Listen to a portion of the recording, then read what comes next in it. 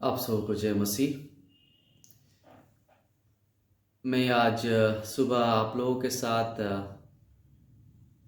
एक महान अगुआ जिसका नाम मूसा है उसकी कहानी का कुछ हिस्सों को, कुछ भाग को मैं शेयर करना चाहता हूँ, कुछ बातों को शेयर करना चाहता हूँ और आशा करता हूँ कि इन बातों के द्वारा से आपके जीवन में एक नई आशा आएगी, एक नयापन आएगा और परमेश्वर आपको लगातार आशीष देते रहेंगे। आइए हम वचन में आएंगे जिसे मैंने निर्गमन की पुस्तक से लिया है। निर्गमन उसका 18 अध्याय।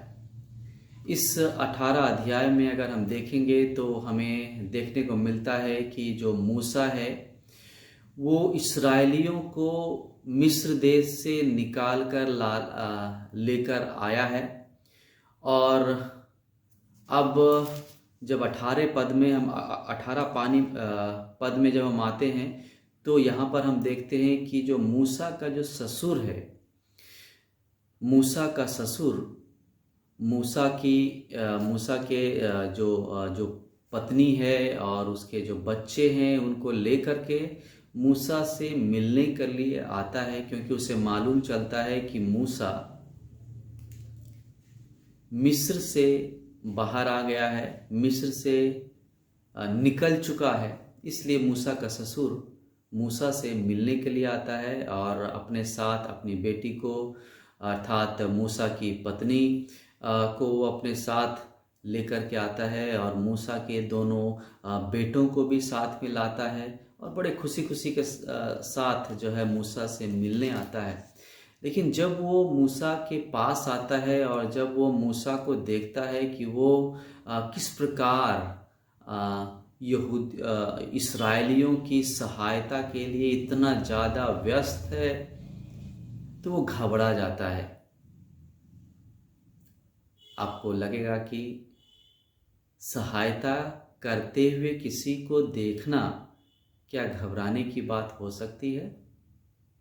किसी की मदद करते हुए किसी को देखना क्या घबराने की बात हो सकती है?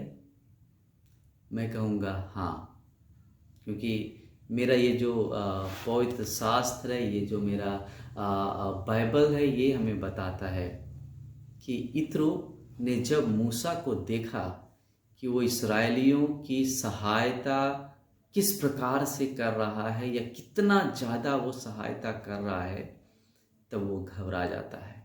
मेरे प्रिय, हमारे जीवन में भी कई बार ऐसा ही होता है। कई बार ऐसा ही होता है कि हम इतना ज़्यादा किसी का सहायता करने लगते हैं, लोगों के पीछे अपने आप को दे देते हैं या लोगों की चिंताओं को अपना बना लिए होते हैं, जिसके कारण से कई बार हमारे जीवन में भी यही परिस्थिति होती है। लेकिन बड़े दुख की बात है कि हमारे सामने कोई इत्रो बनकर सामने नहीं आता और आकर कोई हमसे ये नहीं कहता जिस प्रकार से इत्रो ने कहा, जो मैं आप लोग के लिए पढ़ूंगा। निर्गमन 18 उसका 14, निर्गमन 18 का 14 में इस प्रकार से लिखा है, यह क्या बात है कि जो लोगों के लिए करता है, क्या है यह क्या बात है जो तू लोगों के लिए करता है? क्या कारण है कि तू अकेला बैठा रहता है और लोग भोर से सांझ तक तेरे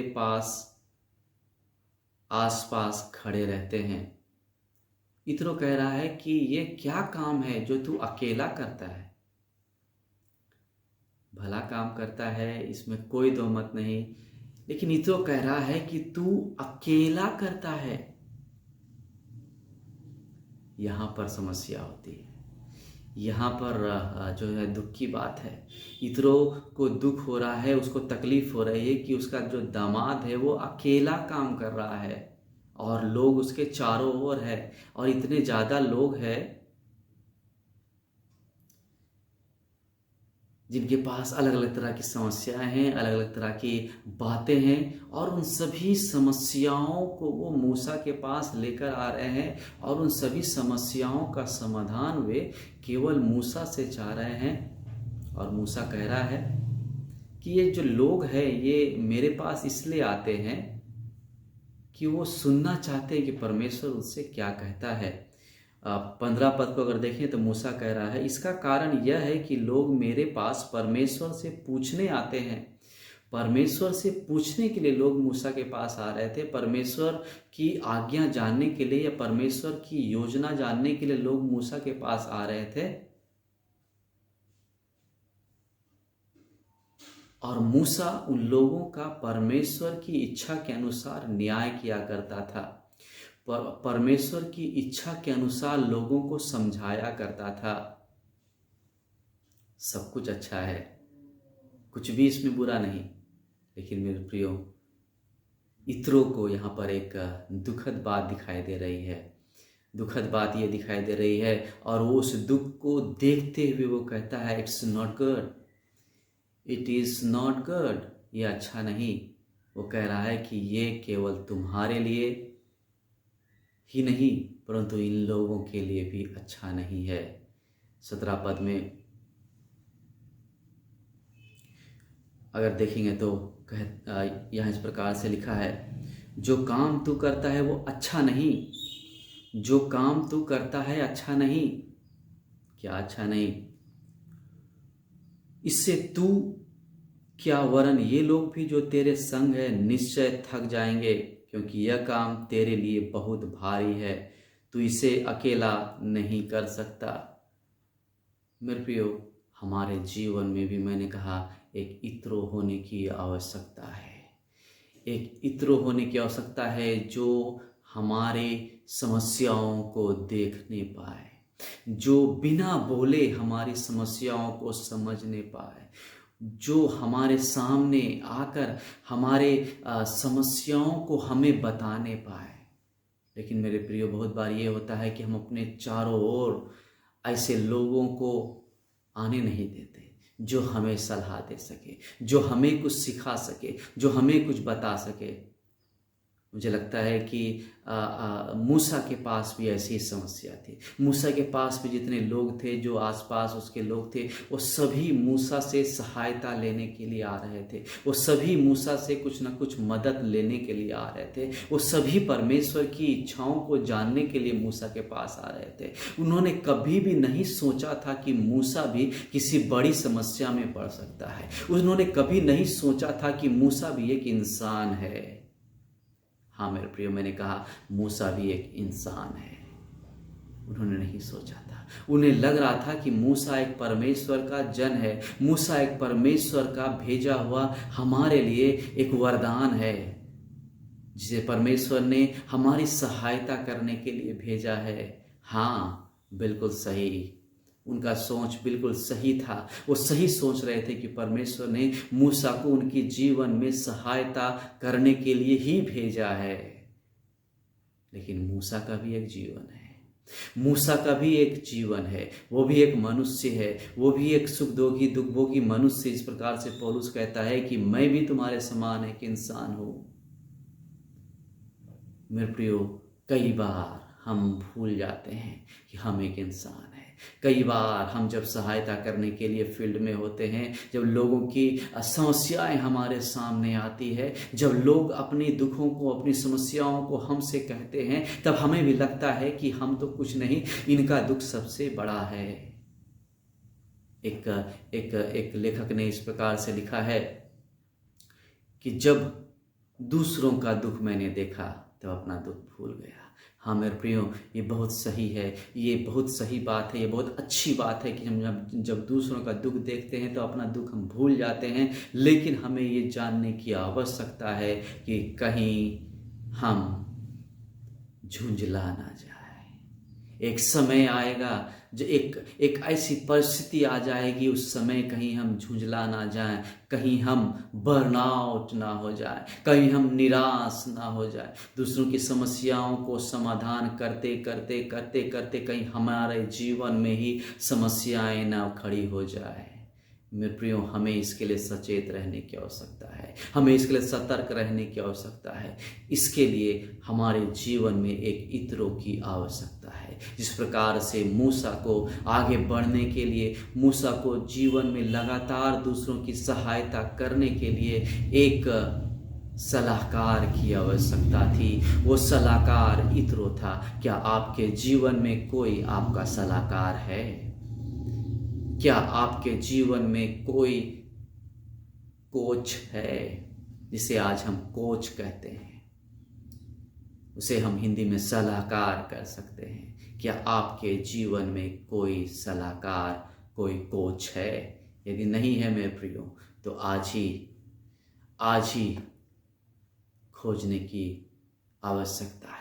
आज ही आपको देखने की आवश्यकता है, जो आपके अगुवाई को, आपके जीवन को, आपके कामों को और ज़्यादा समर्थ बनाने पाए, और ज़्यादा बल देने पाए, अपनी सलाह को देकर, अपने सुविचारों को देकर। मेरे प्रिय, बहुत सारे लोग आते हैं जो सलाह देते हैं। मैं कहता हूँ सावधान रहें उनसे, सावधान रहें उनसे। जब तक परमेश्वर की ओर से आपके लिए सलाहकार ना भेजा जाए, तब तक उनकी सलाहों को मानने से सावधान रहें मेरे प्रियो। बहुत सारे लोग आएंगे, बहुत सारी चीज़ों का सलाह आपको देंगे, लेकिन आपको समझने की आवश्यकता है। जिस प्रकार से ये वचन कहता है, ये जो सलाहकार है ये कहता है, परमेश्वर की इच्छा पूरी हो। परमेश्वर की इच्छा हो तो ऐसा हो, परमेश्वर यदि चाहे तो ऐसा हो। यदि आपका सलाहकार आपको इस प्रकार की सलाह देता है, वो कहे कि मैं सोचता हूँ कि ऐसा होना चाहिए, मैं चाहता हूँ कि ऐसा होना चाहिए, सावधान हो जाए, सावधान हो जाए मेरे प्रियो। ऐसे सलाहकारों की सलाह मानना छोड़ दे।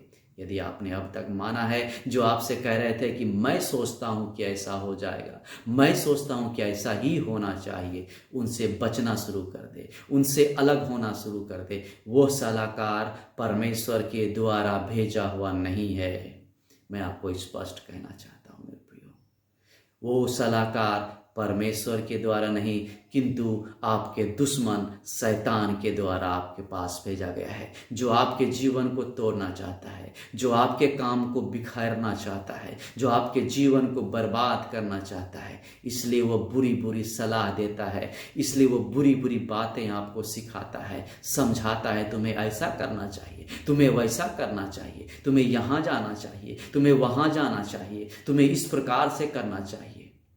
सावधान हो जाए मेरे प्रियो, परमेश्वर से प्रार्थना करें, परमेश्वर से प्रार्थना करें। परमेश्वर आपको जरूर ऐसा सलाहकार देगा मेरे प्रियो। वचन में अगर हम देखेंगे तो जो है, हमें निर्गमन की जो पुस्तक है इसमें मिल जाएगा ऐसे सलाहकार का उदाहरण। निर्गमन उसका 18 अध्याय उसका 13 से अगर हम 27 पद तक देखेंगे मेरे प्रियो, तो यहाँ पर हमें इत्रो के उस सलाह के बारे में समझ में आएगा। इत्रो का सलाह किस प्रकार से था, इत्रो किस प्रकार से मूसा को सलाह दे रहा है, और वो कह रहा है, यदि परमेश्वर की इच्छा हुई तो तू ऐसा करना, मेरी इच्छा नहीं, तेरी इच्छा पूरी हो। मेरे प्रियो, हमें अपने जीवन को ढूंढने की आवश्यकता है, अपने जीवन में तलाशने की आवश्यकता है। बहुत अच्छा कर रहे हैं, बहुत अच्छे कामों को हम कर रहे हैं मेरे प्रियो, किंतु अकेले करते रहना अच्छा नहीं। अकेले ही किसी काम का समाधान करना हमेशा अच्छा नहीं। आपको सलाहकार की आवश्यकता है, आपको सलाहकार की आवश्यकता है। You must multiply yourself through others. आपको दूसरों की सलाह लेकर, दूसरों की सहायता लेकर मल्टीप्लाई या गुणात्मक वृद्धि करने की आवश्यकता है। जिन लोगों को लग रहा है कि अब तक उन्होंने अकेले ही सब कुछ को कर लिया है, अकेले ही सारे कामों को करते आए हैं, मैं आपको सलाह देना चाहता हूँ मेरे प्रियो, ऐसे लोगों की तलाश करें जो आपके आसपास ही होंगे। ऐसे विश्वासी लोगों की तलाश करें। इस प्रकार से यहाँ पर इत्रो कह रहा है, ऐसे विश्वास योग्य पुरुषों को चुन ले, ऐसे विश्वास योग्य महिलाओं को चुन लो, ऐसे जो है विश्वासी लोगों को चुन लो जो आपके आसपास है, जो आपके शिक्षाओं को लेने के लिए समर्थ है, जो आपकी बातों को लेने के लिए समर्थ है, और परमेश्वर से उनके लिए बुद्धि के लिए प्रार्थना करें ताकि परमेश्वर उनको भी बुद्धि दे, आपके समान उनको भी आशीष दे, और आप सब मिलकर परमेश्वर के लिए महान कामों को कर सके। You can do the job alone. आप काम को अकेले नहीं कर सकते। काम बहुत बड़ा है, ये संसार बहुत बड़ा है, और आपको और विकास करना है और आशीष को प्राप्त करना है। मैं आप लोगों के आशीष के लगातार प्रार्थना करता हूँ। मैं चाहता हूँ कि लगातार आपके जीवन में आशीष आने पाए, किंतु ये जो आशीष है आपके आसपास के लोगों के द्वारा से कहीं छीन ना जाए, कहीं आपके आसपास के लोग आपको भटका ना दे। मेरे प्रियो, मैं इसलिए आपके लिए प्रार्थना करूंगा कि परमेश्वर आपके जीवन में उपयुक्त और उचित लोगों को भेजे ताकि आपके जीवन में एक अच्छा सलाहकार होने पाए, ताकि आप मिल के काम करने पाए। आपका व्यवसाय में परमेश्वर आपका एक अच्छा पार्टनर देने पाए, ताकि उस व्यवसाय में, उस उद्योग में, उस काम में आप और भी प्रगति करने पाए, आपके काम में और भी उन्नति होने पाए। मेरे प्रियो, ये आसान चुनौती नहीं है, यह आसान काम नहीं है। इसके लिए आपको प्रार्थना करने की आवश्यकता है, इसलिए आपको परमेश्वर से मांगने की आवश्यकता है। परमेश्वर से प्रार्थना करें, परमेश्वर के पास आ जाए, परमेश्वर के पास आ जाए। मेरे प्रियो, जिस प्रकार हम देखते हैं हमारे जीवन में यीशु मसीह ने जब अपनी सेवा के काम को शुरू किया, वो सबसे पहले प्रार्थना करने के लिए पहाड़ पर चला जाया करता था। वो 40 दिन और 40 रात प्रार्थना किया करता था, ताकि परमेश्वर ने जिन सलाहकारों को, जिन सहयोगियों को उनके लिए रखा है, वो सहयोगियों को पहचानने पाए।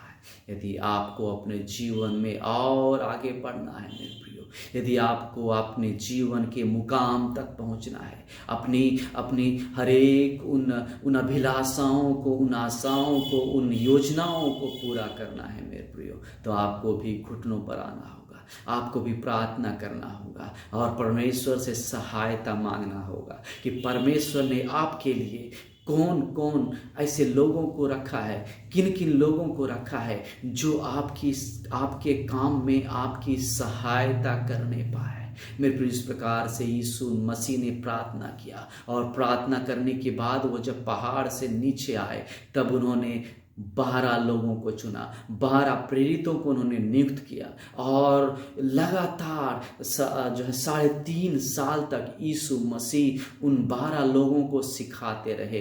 भले एक जो प्रेरित था वो यीशु को क्रूस पर चढ़वाता है, किंतु बाकी के जो 11 लोग थे वो लगातार यीशु से शिक्षा लेते रहे। बहुत सारे लोग आपके संगति में भी आ जाएंगे जो आपको नुकसान पहुंचाने के लिए होंगे, कोई बात नहीं है। वचन बताता है अनाज के साथ घास फूस भी उगा करते हैं, लेकिन समय आता है जब घास फूस को अलग किया जाता है और अनाज को अलग किया जाता है, और अनाज को खलिहान में रखा जाता है और घास फूस को हवा में उड़ा दिया जाता है या आग में झोंक दिया जाता है। उनकी चिंता ना करें, वो 1-2 तो जरूर होंगे मेरे प्रियो, लेकिन प्रभु के जो है वचन को याद करें, प्रभु यीशु के अगर जीवन को याद करेंगे तो वहाँ पर 11 लोग बचे थे, और 11 लोगों ने यीशु के उस बचे हुए काम को, उस अधूरे काम को पूरा करने के लिए अपने जीवन को दे दिया, अपने प्राण को दे दिया।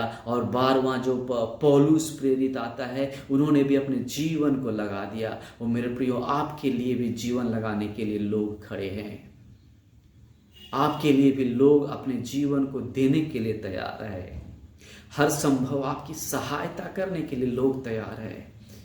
आपको उनके पास उनकी बातें सुनने की आवश्यकता है, आपको उनकी बातें मानने की आवश्यकता है।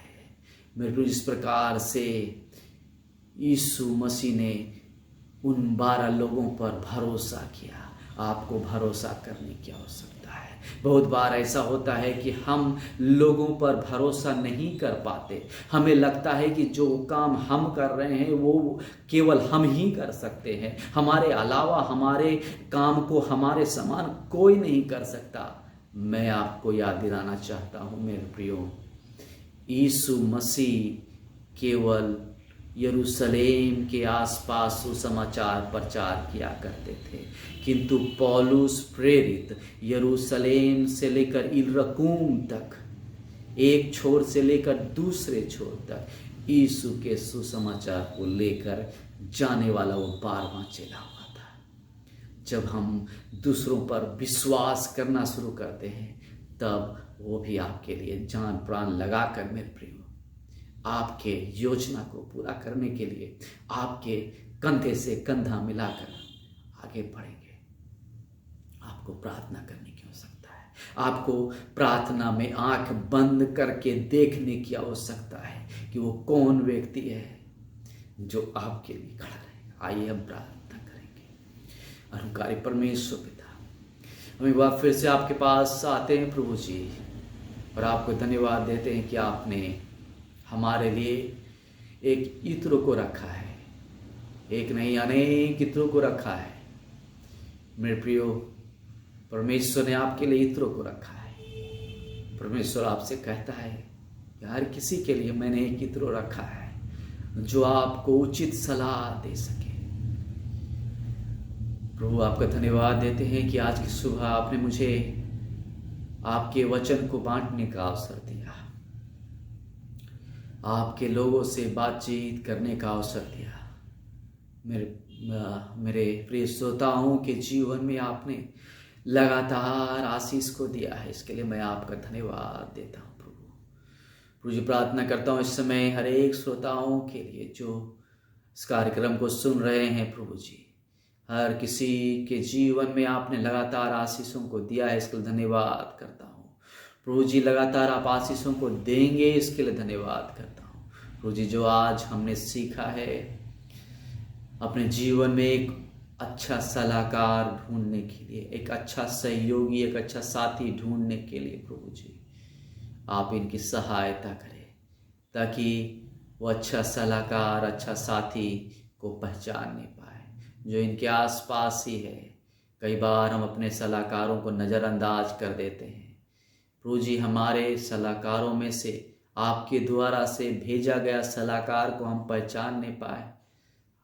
आपका इच्छा हमें बताने वाला सलाहकार भेजिए प्रभु जी, जो हमारे जीवन को आगे बढ़ाने में सलाह देने वाला एक आपके द्वारा से भेजा हुआ इत्र होने पाए, ताकि आपकी आशीष हमारे जीवन में बहुतायत से आने पाए प्रभु जी। हमारे जीवन में जितने लोग शामिल हैं आसपास, जो हमारे सहयोगी हैं, जो हमारे साथी हैं, उन सबों को भी नाम बनाम आशीष प्रदान करें। उनके जीवन में भी हमारे समान आग को दीजिए। जो हमारा विचार है, जो हमारी इच्छा है, जो हमारी अभिलाषा है, उन अभिलाषाओं को, उन योजनाओं को उन्हें भी दीजिए, ताकि हम सब मिलकर आपके लिए महान कामों को करने पाए प्रभु जी। आपके हाथों में सौंपते हैं हर एक श्रोताओं को, हर एक को आपके आशीष के हाथ के नीचे रखते हैं। नाम बनाम आशीष प्रदान करें, इनके जीवन को आशीष से भरें। हम प्रार्थना करते हैं प्रभु आपके सामर्थी और पवित्र यीशु नाम में, और आपकी आशीष को मांग लेते हैं। हमारी अगुवाई करें, अपने भेजे हुए अगुओं के द्वारा से हमारी अगुवाई करें, हमारी सहायता करें। आपके द्वारा भेजे हुए लोगों के द्वारा से हमारी सहायता करें। अगर किसी का द्वार बंद है, उनके द्वारों को खोलने में आप सहायता करें। लोगों को आशीष देने में, आशीष लेने में सहायता करें मेरे प्रभु। आपके आशीष को चाहते हैं, आपके आशीष को मांगते हैं, क्योंकि आपने हमसे वादा किया है, मांगो तो पाओगे, और हम आपसे आशीष को मांगते हैं। हर एक उन आशीष के बंद दरवाजों को खोलने के लिए आपसे प्रार्थना करते हैं। आप हर एक आशीष के बंद दरवाजों को खोल दीजिए प्रभु, ताकि आपकी आशीष हमारे जीवन में दिखाई देने पाए। हम धन्यवाद देते हैं कि आपने प्रार्थना को सुना है, क्योंकि इन प्रार्थनाओं को आपके प्यारे यीशु नाम में हम मांगते हैं। सुन ले और ग्रहण करें यीशु के नाम में। आमीन, आमीन और